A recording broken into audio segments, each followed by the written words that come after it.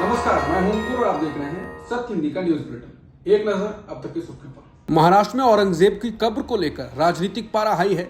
विश्व हिंदू परिषद, बजरंग दल सहित कई हिंदू संगठन औरंगजेब की कब्र को हटाने की मांग कर रहे हैं। इसके लिए बाकायदा प्रदर्शन भी हो रहा है। दूसरी ओर कांग्रेस सहित अन्य कई विपक्षी पार्टियां इसे माहौल बिगाड़ने वाली बात कह रही हैं। इस बीच सोमवार को शिवसेना यूबीटी के नेता संजय राउत ने औरंगजेब की कब्र को मराठों के शौर्य का प्रतीक बताते हुए इसे नहीं टूटने की बात कही। संजय राउत ने कहा कि औरंगजेब की कब्र है, ये शौर्य का प्रतीक है, कभी टूटनी नहीं चाहिए। छत्रपति शिवाजी महाराज ने औरंगजेब से इतना बड़ा युद्ध किया, उसके बाद भी औरंगजेब 25 साल तक लड़ता रहा लेकिन कभी जीत नहीं सका। महाराष्ट्र में औरंगजेब की कब्र है, ये मराठों के शौर्य का प्रतीक है।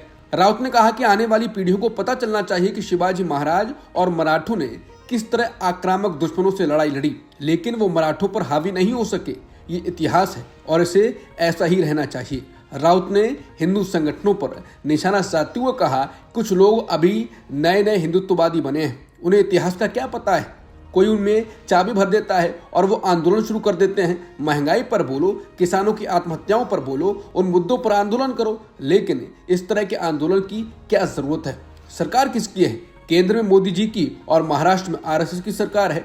आप आंदोलन क्यों कर रहे हैं? ऊपर से एक बार निकलो और कब्र को हटा दो। किसने रोका है? मोदी जी को किसी ने रोका तो नहीं है। ये आंदोलन का नाटक बंद करो, लोगों को बाहर बहुत तकलीफ हो रही है। औरंगजेब को लेकर देश में जमकर सियासत हो रही है। इस बीच अब राज्य के मुख्यमंत्री देवेंद्र फडणवीस भी बोले हैं। उन्होंने कहा कि दुर्भाग्यपूर्ण है कि सरकार को औरंगजेब की कब्र की सुरक्षा की जिम्मेदारी लेनी पड़ रही है, जबकि उसका इतिहास उत्पीड़न का रहा है। हालांकि मैं आपको आश्वस्त करता हूं कि अगर उसकी विरासत का महिमा मंडन करने की कोई कोशिश की जाती है तो ये कामयाब नहीं होगी। समाचार एजेंसी पीटीआई के अनुसार फडणवीस ने कहा कि शिवाजी महाराज के प्रयासों के कारण ही हम आज अपने देवताओं की स्वतंत्र रूप से पूजा करने में सक्षम हैं। उन्होंने स्वराज्य, ईश्वर, हमारे देश और हमारे धर्म के लिए लड़ाई लड़ी। मुख्यमंत्री ने कहा कि अगर महिमा मंडन करना ही है तो छत्रपति शिवाजी का करो। क्रूर औरंगजेब के बर्बर विचारों का महिमा मंडन या तारीफ करने वालों के खिलाफ सख्त कानूनी कार्रवाई की जाएगी और उन विचारों को वहीं कुचल दिया जाएगा। इससे पहले बीजेपी के सतारा से सांसद उदयनराजे भोसले ने छत्रपति संभाजीनगर में मौजूद मुगल बादशाह की कब्र को हटाने की वकालत की थी। वो छत्रपति शिवाजी महाराज के वंशज भी हैं। उस पर जवाब देते हुए फडणवीस ने कहा, हम सभी भी यही चाहते हैं, लेकिन आपको इसे कानून के दायरे में करने की जरूरत है क्योंकि ये एक प्रोटेक्टेड साइट है। वक्फ संशोधन बिल 2024 के खिलाफ all India Muslim personal law board ने दिल्ली के जंतर मंतर पर विरोध प्रदर्शन किया। इस विरोध प्रदर्शन में समाजवादी पार्टी और एआईएमआईएम समेत कुछ दलों के नेता भी अपना समर्थन देने के लिए शामिल हुए। इस विरोध प्रदर्शन पर ओवैसी ने कहा कि हमारा काम विरोध करना है क्योंकि ये बिल असंवैधानिक है। ये बिल वक्फ की जायदाद को बचाने के लिए नहीं है, बल्कि वक्फ की जायदादों को खत्म करने के लिए है। सरकार की नीयत खराब है। ये चाहते हैं कि दो समुदायों में दूरियां बढ़ें। आपके संयोजक अरविंद केजरीवाल ने कहा है कि पंजाब से गैंगस्टर्स और नशे का सफाया करेंगे। केजरीवाल ने अपने भाषण में नशे के कारोबारियों के खिलाफ बुलडोजर का जिक्र भी किया। पंजाब के लुधियाना में एक जनसभा में केजरीवाल ने दावा किया कि पंजाब की आम आदमी पार्टी की सरकार ने नशे के खिलाफ जंग छेड़ दी है। उन्होंने कहा कि मुझे कई लोग कह रहे हैं कि पिछले 20 दिनों में पंजाब में चमत्कार हो रहा है। नशे के खिलाफ, भ्रष्टाचार के खिलाफ बड़े बड़े कदम उठाए गए हैं। ये तो अभी ट्रेलर है, पिक्चर अभी बाकी है। नशे के खिलाफ जो ये युद्ध छेड़ा है, आने वाले दिनों में बड़े बड़े लोगों के खिलाफ कार्रवाई की जाएगी, किसी को नहीं बख्शा जाएगा। हमारा कोई मंत्री, कोई एमएलए, कोई मुख्यमंत्री नशे के धंधे में शामिल नहीं है। इसलिए हमारी हिम्मत है कि नशे के तस्करों के घरों पर बुलडोजर चलाए जा रहे हैं, उनको गिरफ्तार किया जा रहा है, उनके खिलाफ सख्त कार्रवाई की जा रही है। सेना प्रमुख जनरल उपेंद्र द्विवेदी ने चीन को लेकर बड़ा दावा किया। उन्होंने कहा कि चीन ग्लोबल साउथ में भारत को आगे बढ़ने नहीं देना चाहता है। वो यहाँ प्रतिस्पर्धा पैदा करता है और भारत के प्रयास को बाधित करता है। हालांकि पीएम मोदी ने पॉडकास्ट में चीन को बाधा नहीं बताया। उन्होंने कहा कि जब दो पड़ोसी होते हैं तो मतभेद होना स्वाभाविक है। ऐसे में बातचीत ही ये सुनिश्चित करने का एकमात्र तरीका है कि मतभेद विवाद में तब्दील ना हो। उनसे सवाल पूछा गया कि आप और चीन के राष्ट्रपति शी जिनपिंग एक दूसरे के दोस्त मानते हैं। हाल के तनावों को कम करने और चीन के साथ संवाद और सहयोग को फिर से शुरू करने में मदद करने के लिए उस दोस्ती को कैसे फिर से मजबूत किया जा सकता है। इसके जवाब में पीएम मोदी ने कहा कि भारत और चीन के बीच संबंध कोई नई बात नहीं है। दोनों देशों की संस्कृतियां और सभ्यताएं प्राचीन हैं। आधुनिक दुनिया में भी दोनों की महत्वपूर्ण भूमिका है। अगर आप ऐतिहासिक अभिलेखों को देखें तो सदियों से भारत और चीन ने एक दूसरे से सीखते रहे हैं और दोनों मिलकर दुनिया की भलाई के लिए काम करते रहे हैं। हालांकि सेना प्रमुख ने जो कहा है कि चीन भारत को आगे नहीं बढ़ने देना चाहता है, इसके बाद सोशल मीडिया पर टिप्पणियां आ रही हैं कि सेना प्रमुख ने मोदी को 10 से 12 घंटे में ही एक्सपोज कर दिया। क्या भारत चीन संबंधों पर पीएम मोदी की पॉडकास्ट में की गई टिप्पणी पर चीन सरकार बोली है।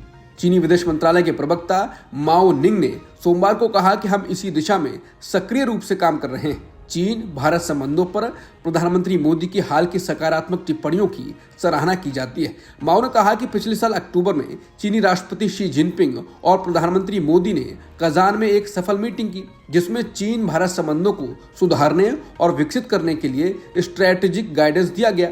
उन्होंने कहा कि हाल के महीनों में दोनों देशों के नेता जिस महत्वपूर्ण सहमति पर पहुंचे उसको ईमानदारी से लागू किया गया, जिसने व्यावहारिक सहयोग को मजबूत किया है और कई सकारात्मक परिणाम हासिल किए हैं। पीएम मोदी ने पॉडकास्ट पर चीन को लेकर जो बातें कही उससे चीन की सरकार और सरकारी मीडिया भी खुश है। ग्लोबल टाइम्स ने कहा है कि पास्ट में तनाव के बावजूद संबंधों को मजबूत करने की जरूरत पर पीएम मोदी ने जोर दिया है। उन्होंने मतभेदों के बजाय संवाद और संघर्ष के बजाय सहयोग की जरूरत की वकालत की है। ग्लोबल टाइम्स ने कहा कि एक्सपर्ट्स मोदी की टिप्पणियों को चीन भारत संबंधों के प्रति व्यावहारिक दृष्टिकोण के रूप में देखते हैं। ग्लोबल टाइम्स ने एक्सपर्ट के हवाले से कहा है कि मोदी की टिप्पणी चीन भारत रिलेशन को आगे बढ़ाने के लिए भारत सरकार के मौजूदा दृष्टिकोण को बताती हैं। रिपोर्ट में कहा गया है कि कजान में मीटिंग के बाद से चीन भारत संबंधों ने सकारात्मक प्रगति की है। दोनों पक्षों ने महत्वपूर्ण आम सहमति को लागू किया है, सभी स्तरों पर एक्सचेंजेस और पॉजिटिव आउटकम्स को मजबूत किया है। हालांकि ग्लोबल टाइम्स को भारत के सेना प्रमुख उपेंद्र द्विवेदी की टिप्पणी हल्की सी अखरी है। ग्लोबल टाइम्स ने कहा कि द्विवेदी की टिप्पणी चीन भारत संबंधों में विश्वास की कमी को दिखाती है। अमेरिका के मशहूर पॉडकास्टर लेक्स फ्रीडमैन के साथ बातचीत में पीएम मोदी ने अमेरिका के राष्ट्रपति डोनाल्ड ट्रंप की तारीफ की है। उन्होंने अपने मजबूत रिश्तों पर चर्चा की। उन्होंने कहा कि हमारा ह्यूस्टन में एक कार्यक्रम था, हाउडी मोदी, मैं और राष्ट्रपति ट्रंप वहां मौजूद थे। पूरा स्टेडियम लोगों से खचाखच भरा हुआ था। इतने लोगों का एक जगह पर एकत्र होना अमेरिका में बहुत बड़ी घटना थी। मैंने वहां अपना भाषण दिया तो ट्रंप नीचे बैठकर मुझे सुन रहे थे। ये उनका बड़प्पन है कि अमेरिका के राष्ट्रपति स्टेडियम में नीचे बैठकर सुन रहे हैं और मैं मंच पर भाषण दे रहा हूँ। पीएम मोदी ने कहा कि भाषण देने के बाद मैं मंच से नीचे आया और मैंने ट्रंप से कहा कि आइए हम जरा स्टेडियम का पूरा चक्कर लगा कर आते हैं।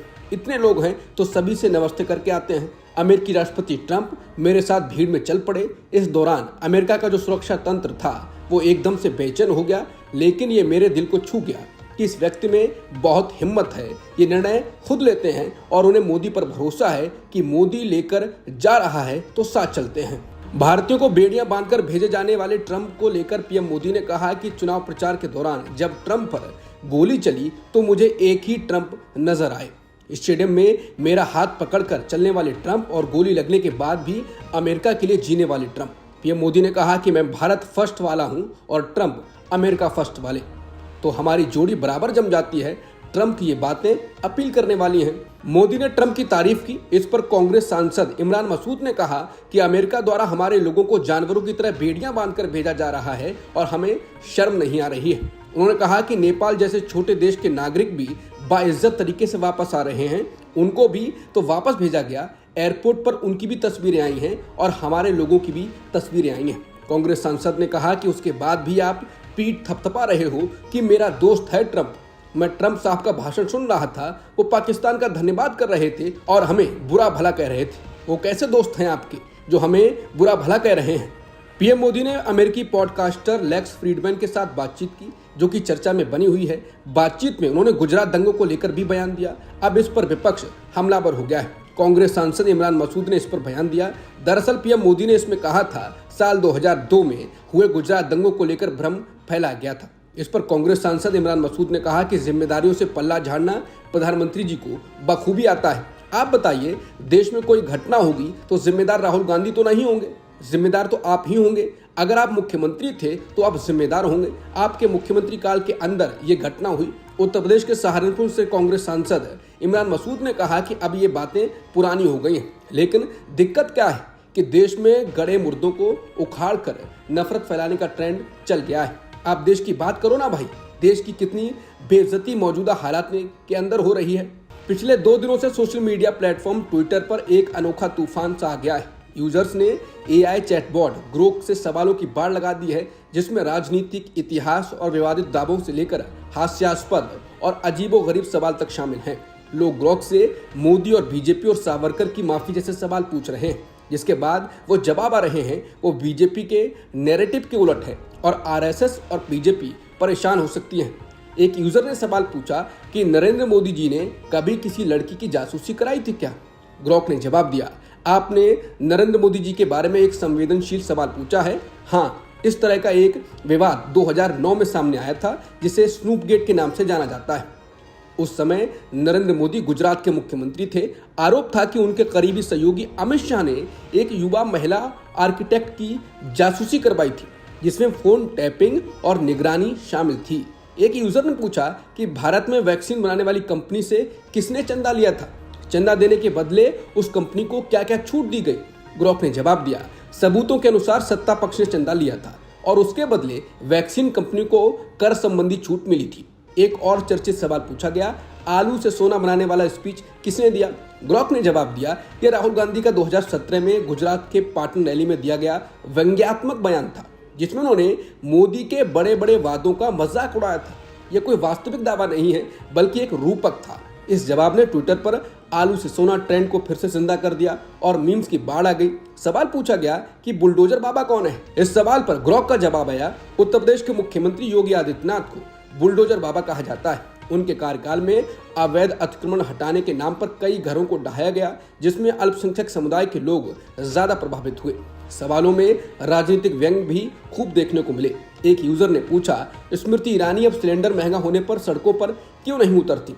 ग्रोक ने जवाब दिया, विपक्ष में रहते स्मृति ईरानी ने एलपीजी कीमतों पर विरोध किया था, लेकिन अब सत्ताधारी होने के नाते वो सरकार का समर्थन करती हैं। ग्रोक के जवाबों पर विपक्ष के नेता भी मौज ले रहे हैं। कांग्रेस नेता सुप्रिया श्रीनेत ने तंज कसते हुए चुटकी ली है। उन्होंने कहा कि सूत्र बता रहे हैं कि पीएमओ में इमरजेंसी हाई लेवल मीटिंग बुलाई गई। बैठक में पीएम, गृह मंत्री, आईटी मंत्री, विदेश मंत्री, एनएसए मौजूद रहे। ग्रोक ने जो बेड़ा गर्क किया है उस पर चर्चा हुई। आईटी मंत्री ने एक्स ग्रोक बैन करने का प्लान साझा किया। विदेश मंत्री ने एलन मस्क के बच्चों की नैनी से की बात करने की पेशकश। एनएसए का कटाक्ष, स्टारलिंक को भारत में एंट्री देने का ये सिला है। गृह मंत्री ने क्रोनोलॉजी समझाई, पहले ट्रंप ने बेइज्जत किया, अब मास्क का ग्रोक बखिया उधेड़ रहा है। पीएम ने कहा, ये तो मानसी सोनी डिग्री मेरे जुमले आरएसएस की अंग्रेजों के साथ साठगांठ की पोल खोल रहा है। आनंद फानन में मीटिंग खत्म हुई। बाहर खड़े भक्तों ने कहा, मोदी जी हमने तो बहुत झूठ फैलाया, पता नहीं कहां से ग्रोक टपक आया। मीडिया को व्हाट्सएप पहुंच गया है, ये भारत के खिलाफ अंतर्राष्ट्रीय साजिश है। सुप्रिया श्रीनेत ने कहा, ये लेखक के मन की बात है। वहीं कांग्रेस नेता पवन खेड़ा ने कहा कि लगता है मस्क जी को जल्द ही एक फोन आने वाला है कि एलन भाई बस दोस्ती बनी रहे। अमेरिका की राष्ट्रीय खुफिया निदेशक तुलसी गबार्ड भारत के दौरे पर हैं। उनके इस दौरे में भारत और अमेरिका के बीच कई मुद्दों पर बातचीत और समझौता हो सकता है। इस दौरान न्यूज एजेंसी एनआई को दिए एक इंटरव्यू में टैरिफ विवाद पर कहा कि इस पर दोनों देशों की टॉप लीडरशिप ही बात कर रही है। तुलसी गबार्ड ने पीएम मोदी की नीतियों को लेकर कहा कि वो भारतीय अर्थव्यवस्था और यहाँ के लोगों के लिए उपलब्ध अवसरों के सर्वोत्तम हित को ध्यान में रख रहे हैं। उन्होंने कहा कि कुछ उसी तरह अमेरिकी राष्ट्रपति ट्रंप वहाँ के आर्थिक हितों के लिए काम कर रहे हैं। उत्तर प्रदेश स्थित अयोध्या के मणिराम छावनी मंदिर में रविवार दोपहर राम मंदिर ट्रस्ट के ट्रस्टियों की बैठक हुई। इसमें ट्रस्ट का लेखा जोखा पेश किया गया। इस ट्रस्ट की स्थापना 5 फरवरी 2020 को हो गई थी। राम मंदिर ट्रस्ट के सचिव चंपत राय ने बताया कि ट्रस्ट ने 5 फरवरी 2020 से 5 फरवरी 2025 के बीच लगभग 400 करोड़ रुपए सरकार को टैक्स के रूप में दिए हैं। इसमें से 270 करोड़ रुपए जीएसटी के तौर पर, जबकि बाकी के 130 करोड़ रुपए सरकार को अन्य टैक्स के तौर पर दिए गए। राय ने बताया, अयोध्या आने वाले श्रद्धालुओं की संख्या में जबरदस्त बढ़ोतरी हुई है। पिछले साल लगभग 5 करोड़ श्रद्धालुओं ने रामलला के दर्शन किए। कुंभ 2025 के दौरान 15 जनवरी 2025 से 28 फरवरी 2025 के बीच लगभग 1 करोड़ 26 लाख श्रद्धालु अयोध्या पहुंचे थे। उन्होंने कहा, इस दौरान हर दिन करीब 4 से 4.5 लाख लोग अयोध्या आए। रेलवे के मुताबिक हर दिन 10 ट्रेनें 40,000 से 50,000 लोगों को अयोध्या लेकर आ रही थी। अमेरिका के राष्ट्रपति डोनाल्ड ट्रंप ने बताया है कि वो मंगलवार को रूस के राष्ट्रपति व्लादिमीर पुतिन से यूक्रेन के मुद्दे पर बात करने वाले हैं। ट्रंप ने कहा कि मुझे लगता है कि हम जमीन के मुद्दे पर बात करेंगे, क्योंकि आप जानते हैं कि युद्ध शुरू होने के बाद से अब तक इसमें बहुत बड़ा बदलाव आ गया है। हम ऊर्जा संयंत्रों पर बात करेंगे, जो कि एक बड़ा सवाल है। अमेरिकी राष्ट्रपति के मुताबिक उन्हें लगता है कि कई मुद्दों पर यूक्रेन और रूस के बीच काफी बातचीत हुई भी है। ट्रंप ने कहा कि हम लोग देखेंगे कि इस बातचीत के बाद क्या हमारे पास घोषणा करने के लिए कुछ होता है या नहीं। ट्रंप का यह बयान अमेरिका और यूक्रेन के प्रतिनिधियों के बीच सऊदी अरब में हुई बातचीत के बाद आया है। यूक्रेन ने सऊदी अरब में हुई बैठक के बाद अमेरिका के 30 दिनों के तत्काल युद्ध विराम के प्रस्ताव पर सहमति जताई है। ये रूस और अमेरिका के बीच युद्ध समाप्त होने की दिशा में पहला कदम होगा। अब तक की सुर्खियों में इतना ही। बाकी खबरों के लिए बने रहिए सत्यहिंदी.com के साथ। Copyright disclaimer under Section 107 of the Copyright Act 1976. Allowance is made for fair use for purposes such as criticism, comment, news reporting, scholarship, and research. Fair use is a use permitted by copyright statute that might otherwise be infringing.